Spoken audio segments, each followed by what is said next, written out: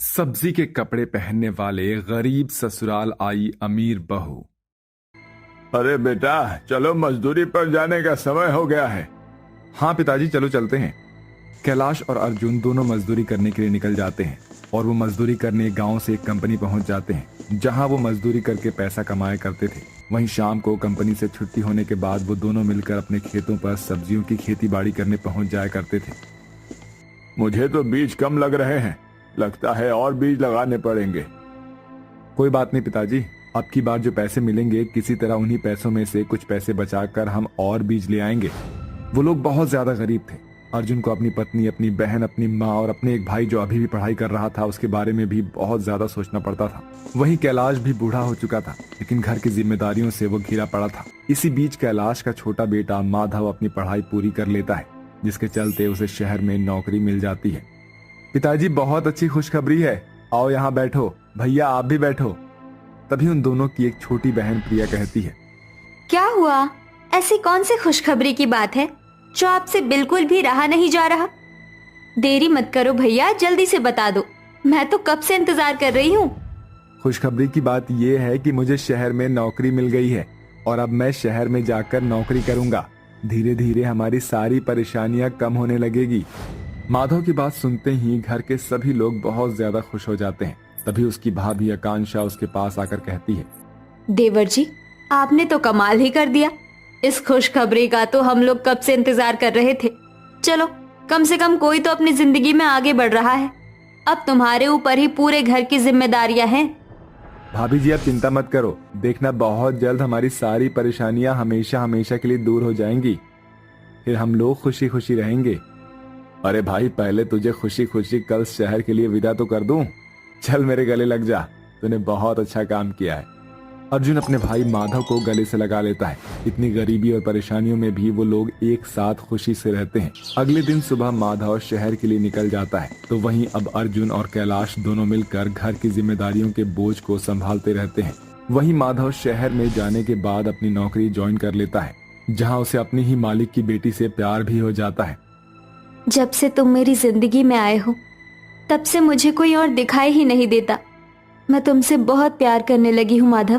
प्यार तो मैं भी तुमसे बहुत करता हूँ, लेकिन मैं क्या करूँ, मैं बहुत ज्यादा गरीब हूँ। तुम्हारे माता पिता मुझसे तुम्हारी शादी कभी नहीं करवाएंगे।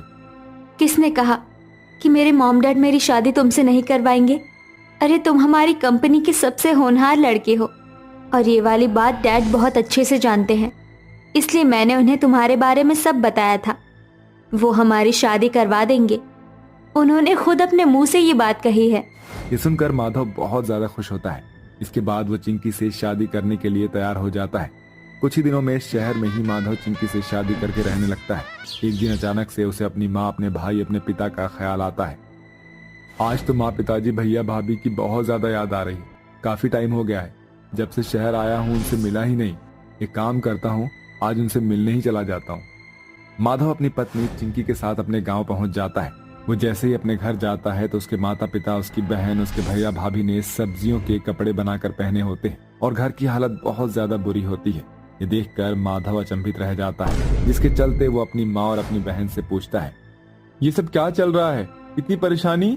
और पिताजी की तबीयत कब खराब हुई? भैया को देखा उनका एक्सीडेंट हुआ है। ये सब कब हुआ? मुझे तो कानो कान खबर नहीं मिला। बताओ माँ, ये सब कैसे हुआ?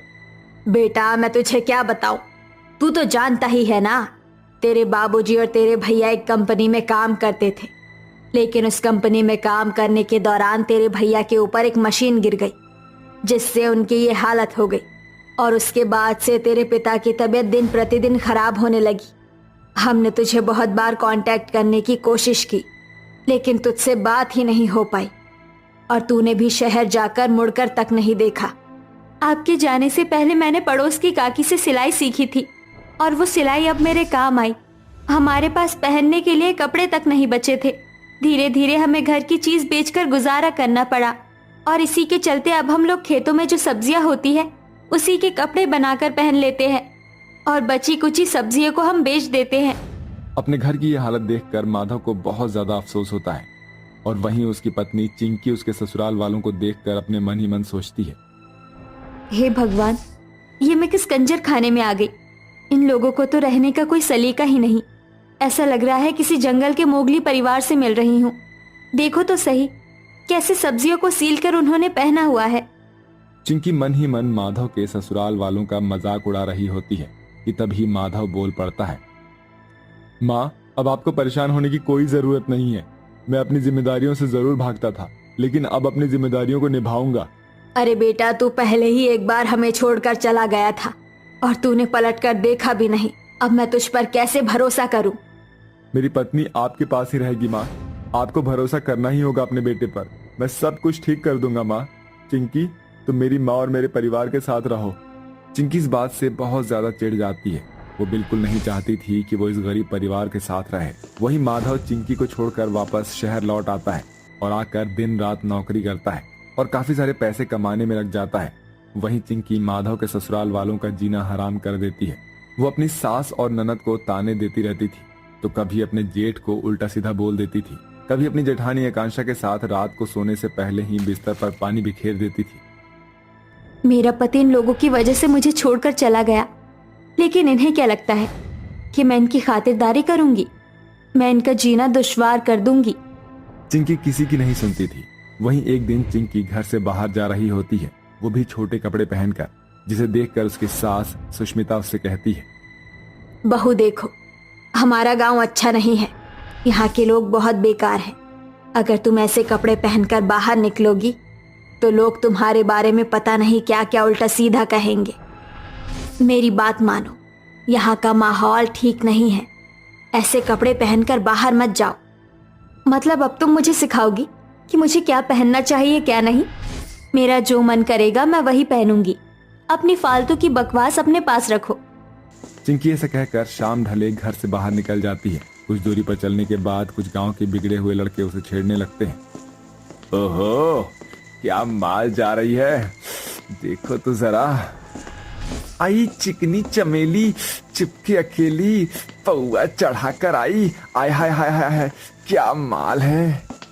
जाहिल गवार हो, तुम्हारे घर के अंदर माँ बेटी नहीं है क्या, जो एक लड़की को छेड़ रहे हो? माँ है, बहन है, बस तेरी ही तो कमी है। तू आजा, वो भी पूरा हो जाएगा।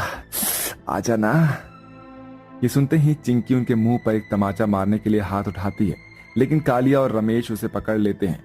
इसके बाद वो उसे खंडहर की तरफ ले जाने लगते हैं, लेकिन तभी वहां पर सुष्मिता एक लाठी लेकर आती है और दोनों को बहुत मारती है और अपनी बहू को बचाकर वापस घर ले आती है। इसी के चलते चिंकी को अपनी गलती का एहसास हो जाता है और वो सभी से माफी मांगती है।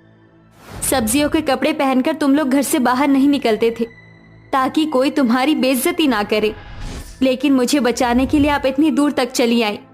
मुझे माफ कर दो माँ, मुझसे बहुत बड़ी गलती हो गई और अब मैं अपनी गलती को सुधारना चाहती हूँ।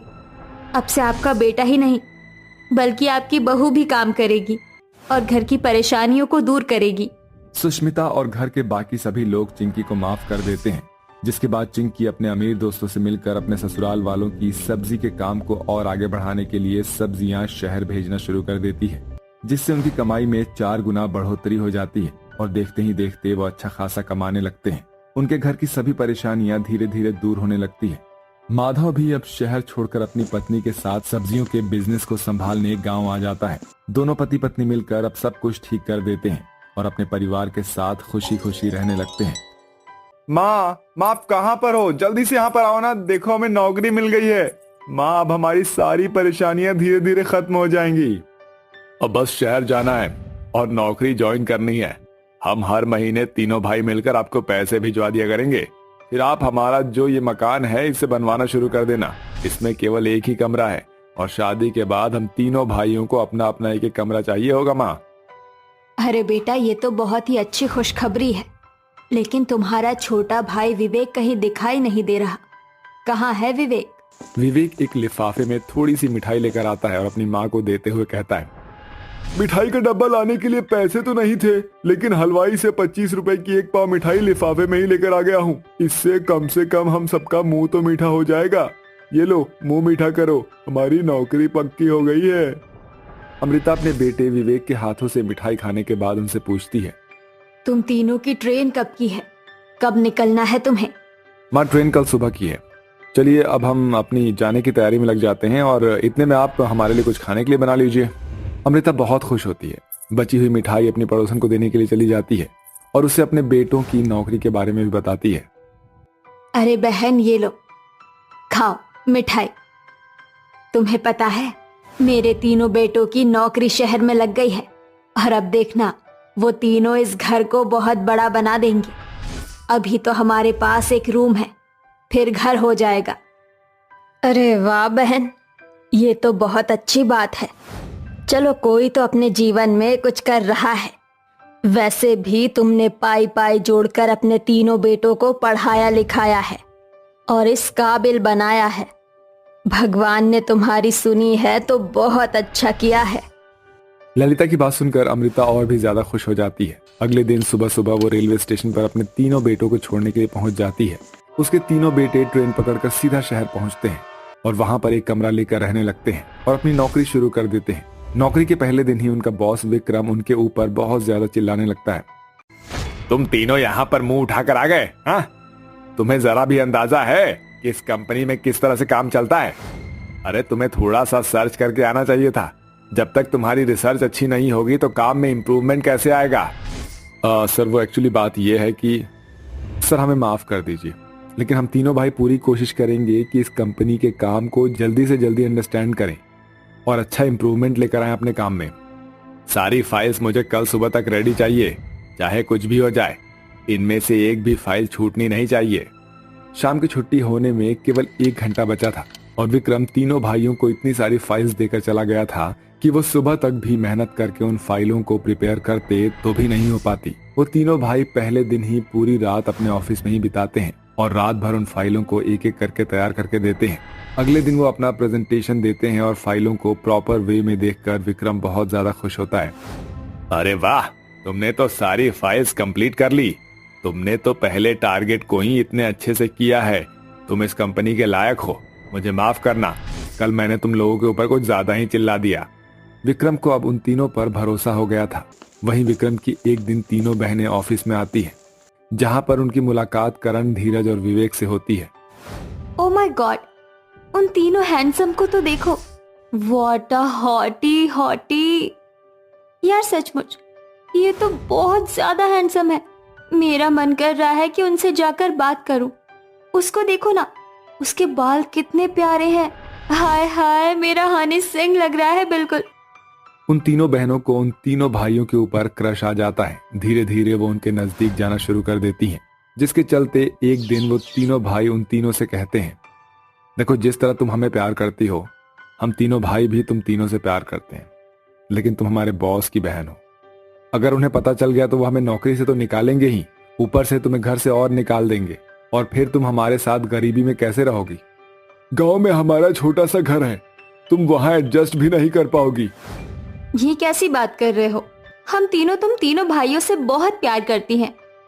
और ये बात भी जान लो कि हमने तुम्हारी गरीबी देखकर प्यार नहीं किया, बल्कि तुम्हारा दिल देखकर प्यार किया है।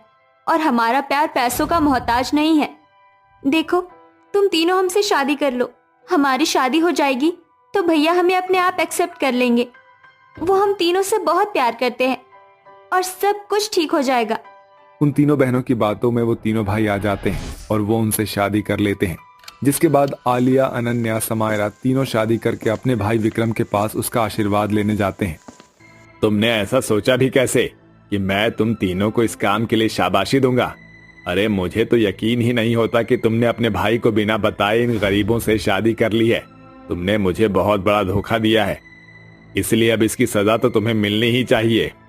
विक्रम अपनी बहनों के सारे कार्ड ब्लॉक कर देता है, बैंक से सारे पैसे जब्त कर लेता है और ऐसा करने के बाद वो उनसे कहता है, चली जाओ तुम तीनों यहाँ से और मुझे दोबारा अपनी शक्ल कभी मत दिखाना। आज से मैं तुम्हारा भाई नहीं हूँ और ना ही तुम मेरी बहन हो। विक्रम अपनी हवेली से अपनी तीनों बहनों को धक्के मार कर निकाल देता है, जिसके बाद वो तीनों बहुत ज्यादा परेशान हो जाती हैं और रोते हुए धीरज, विवेक और करण के घर उनके गांव पहुंच जाती हैं, जहां एक कमरा देखकर वो अचंभित रह जाती हैं। ये क्या, हमें यहाँ एक कमरे में गुजारा करना पड़ेगा? हमने तो कहा ही था, लेकिन तुमने हमारी बात सुनी ही कहाँ थी? बहू, तुम तीनों को चिंता करने की जरूरत नहीं है। तुम तीनों कमरे में सो जाना और मैं बाहर सो जाऊंगी। अब तुम इस घर में आई हो तो बाकी की रस्में तो हुई नहीं, तो अपनी रसोई की रस्म कर लो। जाओ रसोई में जाकर अपनी पसंद का जो तुम्हें बनाना है बना कर ले आओ। अमृता के कहने पर वो तीनों खाना बनाने के लिए पहुंच जाती हैं, लेकिन उन तीनों को कुछ भी बनाना नहीं आता था। मुझे तो कुछ बनाना ही नहीं आता, मैं तो मैगी बनाकर दे दूंगी। अरे भाई मेरे बस की नहीं है कुछ बनाना। अभी करण को बोलती हूँ, बाहर से कुछ ना कुछ लेकर आ जाएगा, वही खिला दूंगी अपनी गरीब सास को। कुछ नहीं हो सकता, कम से कम कोशिश ही कर लेती। खैर तुम्हें क्या ही बोलूं।